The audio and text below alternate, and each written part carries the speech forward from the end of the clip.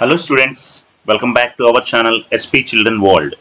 ఈరోజు మనము ఈ వీడియోలో 10th class Hindi new text book Sparsh నుంచి పద్యఖండ్లోని 5th లెసన్ తోప్ అనేటువంటి లెసన్ గురించి మనం తెలుసుకుందాము. ముందుగా ఈ తోప్ అనేటువంటి లెసన్ కవితా పాఠ్కి సంబంధించినటువంటి కవి శ్రీ వీరేన్ డంగ్వాల్. इतनी कवि परिचय गुरिंची मनमु तेलुसुकुंदामु. स्टूडेंट्स, फस्ट हमारा पाठ का नाम है मन पाठम पेरु कविता पाठ तोप. దీనికి సంబంధించినటువంటి కవి ఎవరు అనంటే వీరేన్ డంగ్వాల్. వీరేన్ డంగ్వాల్ అనేటువంటి ఆయన రాసినటువంటి తోప్ అనేటువంటి కవితా పాఠ గురించి తెలుసుకుంటున్నాము. కవి కా నామ్ హై వీరేన్ డంగ్వాల్. ఇతని యొక్క చూడండి, ఇక్కడ పిక్చర్ కనిపిస్తుంది. వీరేన్ డంగ్వాల్ కవి. इतने का जीवन काल 1947 से लेकर 2015 तक 1947 నుండి 2015 వరకు ఈయన జీవించి ఉన్నారు. ఫస్ట్ డైరెక్ట్ మనము కవి పరిచయం గురించి తెలుసుకుందాము. 5 अगस्त 1947 को उत्तराखंड के टिहरी गढ़वाल जिले के कीर्ति नगर में जन्मे वीरेन डंगवाल ने आरंभिक शिक्षा नैनीताल में और उच्च शिक्षा इलाहाबाद में पाई. చూడండి, ఆగస్టు 5వ తేదీ 1947వ సంవత్సరంలో ఉత్తరాఖండ్ రాష్ట్రంలోని టిహరీ గఢ్వాల్ జిల్లా, ఉత్తరాఖండ్ రాష్ట్రంలోని టిహరీ గఢ్వాల్ అనేటువంటి జిల్లాలో కీర్తి నగర్ అనేటువంటి ప్రాంతంలో ఈ వీరేన్ డంగ్వాల్ గారు జన్మించారు.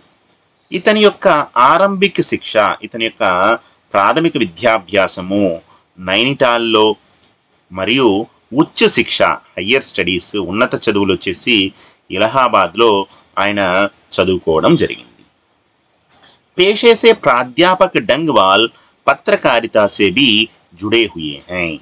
पेशे से का अर्थ है ఆయన ప్రొఫెషన్, వృత్తిరీత్యా ఈయన ప్రాధ్యాపక్ అంటే ప్రొఫెసర్ అయినప్పటికీ కూడా ఈ డంగ్వాల్, వీరేన్ డంగ్వాల్ గారు ప్రొఫెసర్తో పాటు పత్రకారితా సేబీ జుడే హుయే హై. పత్రకారిత అంటే ఈయన జర్నలిజం కూడా చేయడం జరిగింది. ఓకేనా స్టూడెంట్స్? నెక్స్ట్ చూడండి, నెక్స్ట్ पैराग्राफ లో समाज के साधारण जन और हाशिए पर स्थित जीवन के विलक्षण ब्यौरे और दृश्य वीरेन की कविताओं की विशिष्टता मानी जाती हैं. इन्होंने ऐसी बहुत सी चीज़ों और जीव जंतुओं को अपनी कविता का आधार बनाया है जिन्हें हम देखकर भी अनदेखा किए रहते हैं. దీని యొక్క మీనింగ్ చూడండి. సెకండ్ పారాగ్రాఫ్లో ఏం చెప్తున్నారంటే, ఈ వీరేన్ డంగ్వాల్ గారు ఏం చేసేవారంటే సమాజంలోని సాధారణమైనటువంటి ప్రజలు और हाशिए का अर्थ है నిమ్న వర్గ, బడుగు వర్గాల యొక్క వాళ్ళ యొక్క జీవన్ కే విలక్షణ్, జీవితం యొక్క విశేషాల గురించి బ్యూరే వర్ణించేవారు. ఔర్ దృశ్య, వారి యొక్క జీవిత వివరాలను, జీవిత ప్రత్యేకమైనటువంటి వాళ్ళ జీవన విధానాన్ని గురించి, జీవిత విశేషాల గురించి, వారి యొక్క దృశ్యాలను గురించి వీరేన్ డంగ్వాల్ గారు తమ యొక్క కవితలలో ప్రత్యేకమైనటువంటి స్థానం అనేటువంటిది ఇవ్వడం జరిగింది.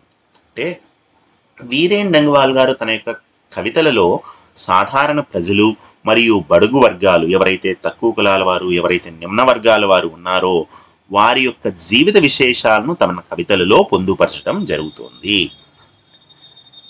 इन्होंने ऐसी बहुत सी चीजों और जीव जंतुओं को अपनी कविता का आधार बनाया है. ఇంకా ఈయన ఏం చెప్తున్నారంటే, ఈయన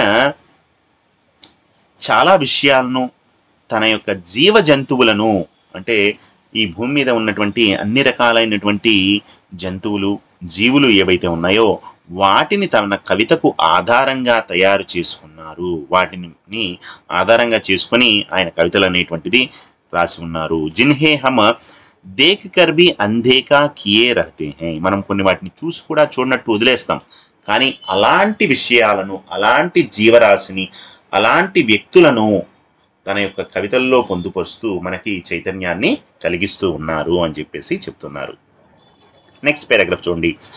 वीरेन के अब तक 2 कविता संग्रह इसी दुनिया में और दुष्चक्र में सस्ता प्रकाशित हो चुके हैं. వీరేన్ గారు ఇప్పటివరకు 2 కవితా సంగ్రహాలు రాయడం జరిగింది. అందులో మొదటిది ఇసీ దునియామే, అందులో ఫస్ట్ వన్ ఏంటన్నా ఇసీ దునియామే అనేటువంటిది ఒకటి, దుశ్చక్రమే సస్తా అనేటువంటిది రెండోది. ఈ రెండు వీరేన్ డంగ్వాల్ గారి యొక్క కవితా సంగ్రహ ఇవి ప్రచురించబడ్డాయి. पहले संग्रह पर प्रतिष्ठित श्रीकांत वर्मा पुरस्कार और दूसरे पर साहित्य अकादमी पुरस्कार के अलावा इन्हें अन्य कई पुरस्कारों से भी सम्मानित किया गया. చూడండి, వీరేన్ డంగ్వాల్ గారు 2 కవితా సంగ్రహాలు రాశారు. ఒకటి ఇసీ దునియామే, 2 దుశ్చక్రమే సస్తా. అయితే పహలే సంగ్రహ ఏంటి, ఇసీ దునియామే అనేటువంటి దానికి శ్రీకాంత్ వర్మ పురస్కారము అతనికి రావడం జరిగింది. ఇసీ దునియామే అనేటువంటి దానికి ఈ అవార్డు వచ్చింది, శ్రీకాంత్ వర్మ పురస్కార్. దుశ్చక్రమే సస్తా పర్ సాహిత్య అకాడమీ పురస్కార్ రావడం జరిగింది. రాసినటువంటి 2 దానికి కూడా ఆయనకు అవార్డులు రావడం జరిగింది.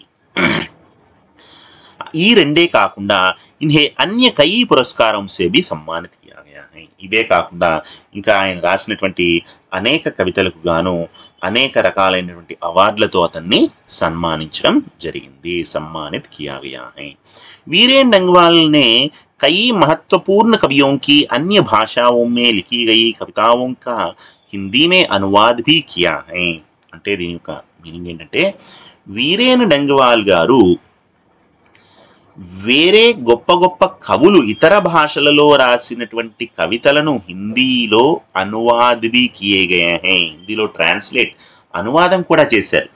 వేరొక కవులు రాసినటువంటి వేరే భాషల్లో రాసినటువంటి రచనలు ఏవైతే ఉన్నాయో, కవితలు ఏవైతే ఉన్నాయో వాటిని హిందీలోకి అనువాదం కూడా చేయడం జరిగింది. 28 सितंबर 2015 को इनका देहावसान हुआ. 2015 सितंबर 28 इसका देहावसान, इसका देहांत हो गया है, निधन हो गया, ఈయన మరణించడం జరిగింది. ఓకే స్టూడెంట్స్, ఇది తోప్ అనేటువంటి పాఠానికి సంబంధించినటువంటి కవి వీరేన్ డంగ్వాల్ గారి గురించి. నెక్స్ట్ ఈ లెసన్ కి సంబంధించినటువంటి పాఠ్ ప్రవేశ్ గురించి చూడండి జాగ్రత్తగా, లైన్ టు లైన్. प्रतीक और धरोहर 2 किस्म की हुआ करती हैं. एक वे जिन्हें देखकर या जिनके बारे में जानकर हमें अपने देश और समाज की प्राचीन उपलब्धियों का भान होता है, और दूसरी वे जो हमें बताती हैं कि हमारे पूर्वजों से कब क्या चूक हुई थी, जिसके परिणाम स्वरूप देश की कई पीढ़ियों को दारुण दुख और दमन झेलना पड़ा था. చూడండి, ప్రతి పదానికి మీనింగ్ చూసుకోండి. ప్రతీక్, ప్రతీక్ का अर्थ है చిహ్న, సంకేతము, సైన్, గుర్తులు. ధరోహర్, ధరోహర్ का अर्थ है హెరిటేజ్, వారసత్వము. ఇక్కడ ఏం చెప్తున్నారు అని అంటే, గుర్తులు మరియు వారసత్వము, సైన్ అండ్ హెరిటేజ్, ఈ రెండు కూడా 2 లక్షణాలు అనేవి ఉన్నాయి.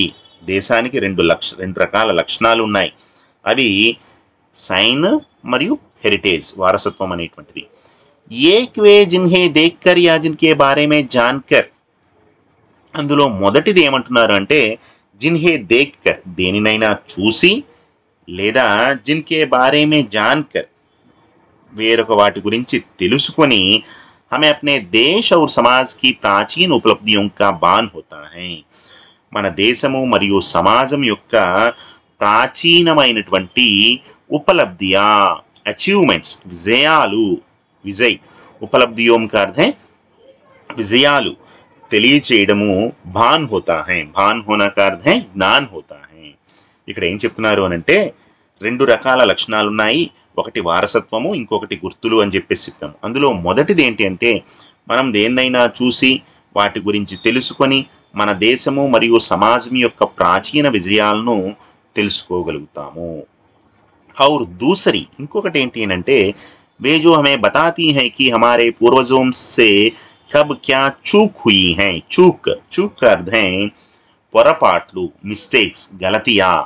ఇంకొకటి మనకేం తెలియజేస్తుందంటే, మన పూర్వజుల వల్ల, పూర్వజోంసే, యాన్సెస్టర్స్, మన యొక్క పూర్వీకులు ఏమి తప్పులు చేశారు, ఏమి పొరపాట్లు చేశారు, జిస్కే పరిణామ స్వరూప్ దాని ఫలితంగా కయి పీడియోం కో దారుణ్ దుఃఖ్ ఔర్ దమన్ జైల్నా పడాతా వాళ్ళు చేసినటువంటి తప్పుల వలన మనము చాలా తరాల వారు దారుణమైనటువంటి దుఃఖాన్ని అణచివేతల్ని అనుభవించాల్సి వచ్చింది అనే విషయాలు మనకు తెలియచేస్తాయి అని చెప్పేసి చెప్తున్నారు. 2 విషయాల గురించి చెప్పారు. ఒకటి ఏంటి అని అంటే మన దేశము ఏమేమి విజయాలు, మన సమాజంలో ఏమేమి విజయాలు సాధించాము అనేటువంటిది ఒకటి మనకు తెలుస్తుంది. అదేవిధంగా మన యొక్క పూర్వీకులు చేసినటువంటి తప్పులు పొరపాట్ల వలన దేశము ఎంత దుఃఖాన్ని, దారుణాన్ని, అణచివేతల్ని అనుభవించాల్సి వచ్చింది అనేటువంటి విషయాలు మనకు తెలుస్తున్నాయి అని చెప్పేసి చెప్తున్నారు. నెక్స్ట్ చూడండి, ప్రస్తుత పాఠ మే ऐसे ही 2 प्रतीकों का चित्रण है. ప్రస్తుత ఈ తోప్ అనేటువంటి పాఠంలో అలాంటి 2 చిహ్నాల గురించి, 2 విషయాల గురించి స్పష్టంగా చిత్రీకరించడం జరిగింది. पाठ हमें याद दिलाता है कि कभी ईस्ट इंडिया कंपनी भारत में व्यापार करने के इरादे से आई थी. పాఠం ద్వారా మనకి ఏమి గుర్తు చేయాలనుకుంటున్నారు అని అంటే బ్రిటిష్ వారు ఈస్ట్ ఇండియా కంపెనీ భారతదేశంలో వ్యాపారం చేయాలి అనేటువంటి ఇరాదే ఉద్దేశంతో, కోరికతో ఇక్కడకు రావడం జరిగింది. మనకు తెలుసు ఈస్ట్ ఇండియా కంపెనీ వారు, ఆంగ్లేయులు భారతదేశంలో మొదట వ్యాపారం చేసుకోవాలి అనేటువంటి కోరికతో మన దేశానికి వచ్చారు. భారత్ నే ఉస్కా స్వాగత్ ही किया था लेकिन करते कराते वह हमारी शासक बन गई थी. భారతదేశం వారికి స్వాగతం పలికింది వ్యాపారం చేసుకుంటామంటే, కానీ కర్తే కరాతే వ్యాపారం చేస్తూ మన చేత చేయిస్తూ హమారి శాసక్ బన్ బైటి వారు మనకు రాజులు అయ్యారు, పెత్తనం చేయడం మొదలు పెట్టడం జరిగింది. వాళ్ళు మనల్ని పరిపాలించడం మొదలు పెట్టారు. వ్యాపారం కోసం వచ్చారు, మనం వాళ్ళని స్వాగతించాము. కానీ తర్వాత వ్యాపారం చేస్తూ వాళ్ళు మనకు రాజులుగా, పరిపాలకులుగా అవ్వడం జరిగింది. ఉస్నే కుచ్ బాగ్ బన్వాయే తో కుచ్ తోపోం బి తయార్ కి. బ్రిటిష్ వాళ్ళు, ఉస్నే అంటే ఎవరు? బ్రిటిష్ వారు, ఆంగ్లేయులు కుచ్ బాగ్ బన్వాయే కొన్ని పార్కులను కట్టించారు. బాగ్ అంటే ఏంటమ్మా? గార్డెన్, తోటలు కట్టించారు, పార్కులను కట్టించారు. तो कुछ तोपे भी तैयार की. तोप का अर्थ है కొన్ని ఫిరంగులను కూడా తయారు చేయించి పెట్టారు, తుపాకులు, ఆయుధాలను కూడా తయారు చేయించారు. उन तोपों ने इस देश को फिर से आजाद कराने का सपना साकार करने निकले जाबाजों को मौत के घाट उतारा. అయితే వీరు చేసినటువంటి ఈ యొక్క ఆయుధాలు, ఫిరంగులు ఏవైతే ఉన్నాయో వారు మనల్ని క్రూరంగా పరిపాలించారు. మన మీద చాలా క్రూరత్వాన్ని ప్రదర్శించి మనల్ని పరిపాలిస్తూ ఉంటే ఆ ఫిరంగులు, ఉన్ తోపోంనే ఆ ఫిరంగులను ఇస్ దేశ్ కో మన దేశాన్ని ఫిర్సే ఆజాద్ కరానే తిరిగి మన దేశానికి స్వాతంత్రం పొందాలి అనేటువంటి సపన, కలను సాకారం చేసేందుకు బయలుదేరినటువంటి జాబాజోం కా అర్థం వీర్ దేశభక్త్, వీరులైనటువంటి దేశభక్తులను మౌత్ కే ఘాట్ ఉతారా చంపడానికి ప్రయత్నించేశారు. వాళ్ళు కొన్ని తోటలు కట్టించారు, అదేవిధంగా కొన్ని ఆయుధాలను కూడా తయారు చేశారు. అయితే మన భారతీయులు మన స్వాతంత్రం కోసము బయలుదేరినటువంటి వీర దేశభక్తులు ఎవరైతే ఉన్నారో వాళ్లను చంపడానికి వాళ్ళు ఆ ఆయుధాలను ఉపయోగించారు అని చెప్పేసి చెప్తున్నారు. पर एक दिन ऐसा भी आया जब हमारे पूर्वजों ने उस सत्ता को उखाड़ फेंका. తోప్ ఆ ఫిరంగులు ఎంతో మంది దేశభక్తుల యొక్క ప్రాణాలను తీసేసింది. కానీ ఏక్ దిన్ ఐసా భీ ఆయా, కానీ ఒక రోజు వచ్చింది, హమారే పూర్వజోం మన యొక్క పూర్వీకులు ఉస్ సత్తాకో వాళ్ళ యొక్క బ్రిటిష్ వారి యొక్క అధికారమును ఉఖాడ్ ఫేంకా వాళ్ళు అణచివేయడం జరిగింది. వాళ్ళు తయారు చేసినటువంటి ఫిరంగులు ఎంతో మంది మన యొక్క దేశభక్తుల యొక్క ప్రాణాలను తీశారు. కానీ ఒకరోజు మన పూర్వీకులందరూ కూడా, మన యొక్క దేశంలో ఉండేటువంటి పూర్వజులందరూ కూడా బ్రిటిష్ వారి యొక్క అధికారాన్ని ఉఖాడ్ ఫేంకా వాళ్ళు అణచివేయడం జరిగింది. తోప్కు నిస్తేజ్ కర్ దియా, ఏం చేశారు, ఆ యొక్క ఫిరంగులకు నిస్తేజ్ బినాకా పని లేకుండా చేయడం జరిగింది. దాన్ని నిస్తేజపరిచారు, దాన్ని పనికి రాకుండా చేయడం జరిగింది. फिर भी हमें इन प्रतीकों के बहाने हम याद रखना होगा कि भविष्य में कोई और ऐसी कंपनी यहाँ पांव न जमाने पाए जिसके इरादे नेक ना हो और यहाँ फिर वही तांडव मचे जिसके घाव अभी तक हमारे दिलों में हरे हैं. చూడండి పెద్ద సెంటెన్స్. फिर भी हमें इन प्रतीकों के बहाने, మనము ఆ ఫిరంగులను పనికి రాకుండా చేశాము, దాన్ని నిస్తేజపరిచాము, అది పని లేకుండా చేశాము. అయినప్పటికీ మనము ఇన్ ప్రతీకోంకో, ఈ యొక్క గుర్తులను, ఈ యొక్క వస్తువులు, ఈ యొక్క ఫిరంగులు ఏవైతే ఉన్నాయో యాద్ రఖ్నా హోగాకి, మనం వాటిని గుర్తుంచుకోవాలి. ఎందుకని అనంటే భవిష్యమే కోయి ఔర్ ఏసీ కంపెనీ, భవిష్యత్తులో ఎవరైనా మరియు ఎలాంటి కంపెనీ అయినా సరే యహా పావ్ నా జమానే పాయే, ఇక్కడ పాదం పెట్టాలి అనంటే భయపడాలి. ఎవరైనా సరే భవిష్యత్తులో ఇక్కడ పాదం పెట్టాలి, మళ్ళీ వేరొకరు వచ్చి మన దేశాన్ని పరిపాలించుకోవాలి, ఆక్రమించాలి అనేటువంటి ఆలోచన అనేటువంటిది కూడా భవిష్యత్తులో ఎవరూ చేయకూడదు. ఏ వ్యక్తులు కానీ ఏ కంపెనీ కానీ కూడా మళ్ళీ భారతదేశం మీద పాదం పెట్టాలంటే భయపడాలి. ఎలాంటి వారు, జిస్కే ఇరాదే నేక్ నా హో, ఎవరి యొక్క ఆలోచనలు కోరికలు నిజాయితీగా ఉండవో, నేక్ భల మంచి కోరికలు లేనటువంటి వ్యక్తులు కానీ కంపెనీలు కానీ మళ్ళీ ఇక్కడ తాండవ్ మచే, మళ్ళీ ఇక్కడ పెత్తనం చేయాలి, మళ్ళీ ఇక్కడ అధికారం చెలాయించాలి అని ఎవరైనా సరే ఆలోచిస్తే భవిష్యత్తులో అలాంటి వారు భయపడాలి. అందుకు మనం ఈ గుర్తులను ఉంచుకోవాలి. ఈ ఫిరంగులను మనము ఎప్పటికీ జ్ఞాపకంగా ఉంచుకోవాలి. వీటిని అవి పని చేయకపోయినా కూడా మనము వాటిని మన యొక్క వారసత్వంగా, మన యొక్క చిహ్న ప్రతీకగా మనము వాటిని అట్టి పెట్టాలి. అవి చూసినప్పుడల్లా మనకు గుర్తు రావాలి.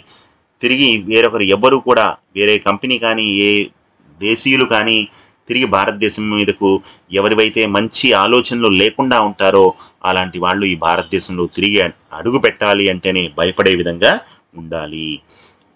జిస్కే గాంవ్ అభీ తక్ హమారే దిలోం మే హరే హై, వాళ్ళు మన మీద పెట్టినటువంటి ఆ దెబ్బలు, అప్పటి వరకు వాళ్ళు ఇక్కడ చలాయించినటువంటి పెత్తనము, ఇవన్నీ కూడా హమారే దిలోం మే హరే హై, అవి ఇప్పటికీ మన మనస్సులో గుర్తుగా ఉండిపోయాయి. వాళ్ళు ఇన్నాళ్ళు మనల్ని పెట్టినటువంటి బాధలు అనేటువంటివి మన మనస్సులో తాజాగా ఉన్నాయి, ఇంకా కూడా మనకు అవి గుర్తుగా ఉన్నాయి. భలే హీ అంత్ మే ఉన్కి తోప్ భీ ఉసీ కామ్ మే క్యోం న ఆయే జిస్ కామ్ మే ఇస్ పాట్ కి తోప్ ఆ రహీ హై, చివరికి వాళ్ళ యొక్క తోప్, ఆ ఫిరంగులు కూడా దేనికి పనికి రాకుండా ఒక ఉసీ కామ్ మే క్యోం న ఆయే, మనకు కేవలం అవి ఆట బొమ్మల్లాగా ఉన్నాయి, ఎందుకు పని చేయలేకపోతున్నాయి, వాటి యొక్క కర్తవ్యాన్ని, వాటి యొక్క బాధ్యతను ఈ పాఠంలోని ఫిరంగి తోప్ ఆ రహీ హై చెప్పడానికి మన లెసన్లో ఈ తోప్ అనేటువంటిది వచ్చి దాని గురించి అది చెప్పుకుంటుంది అని చెప్పేసి చెప్తున్నారు. సో ఇక్కడ ఏంటి అని అంటే ఈ పాఠము 1857లో బ్రిటిష్ వారు, ఈస్ట్ ఇండియా కంపెనీ వాళ్ళు మన దేశానికి వ్యాపారం కోసం వచ్చారని చెప్పేసి, తర్వాత వాళ్ళు మనల్ని వ్యాపారం చేస్తూ మనల్ని పరిపాలించారని చెప్పేసి, ఆ తర్వాత కొన్ని తోటలు, అదేవిధంగా పార్కులు, ఫిరంగులు వాళ్ళు పార్కుల్లో పెట్టడం జరిగిందని చెప్పేసి, ఆ ఫిరంగి అనేటువంటిది మనకు బ్రిటిష్ వాళ్ళ నుండి వారసత్వంగా లభించిందని, ఆ ఫిరంగి ఇప్పుడు నిస్తేజంగా ఎటువంటి పని లేకుండా పడిపోయి ఉంది కాబట్టి ఆ ఫిరంగి తన యొక్క జీవిత కాలంలో అది ఏ విధంగా పనిచేసింది అనేటువంటి దాని గురించి అది చెప్పుకోవడానికి ఇక్కడ మనకు ఈ యొక్క లెసన్ అనేటువంటిది చెప్పడం జరిగింది. ఇది ఈ పాఠానికి సంబంధించినటువంటి కవి పరిచయం మరియు పాఠ ప్రవేశ్. కవి ఎవరు అనంటే వీరేన్ దంగ్వాల్. ఓకే స్టూడెంట్స్, ధన్యవాద్ సభీకో. నెక్స్ట్ వీడియోలో ఈ యొక్క తోప్ ఏదైతే ఉందో ఈ తోప్ అనేటువంటి లెసన్లో తోప్, ఈ ఫిరంగి, తోప్ అంటే ఏంటి, ఈ ఫిరంగి తన గురించి తాను ఏం చెప్పుకుంటుంది అనేటువంటి వీడియో నెక్స్ట్ దానిలో చేద్దాము. ఓకే స్టూడెంట్స్, ధన్యవాద్ సభీకో.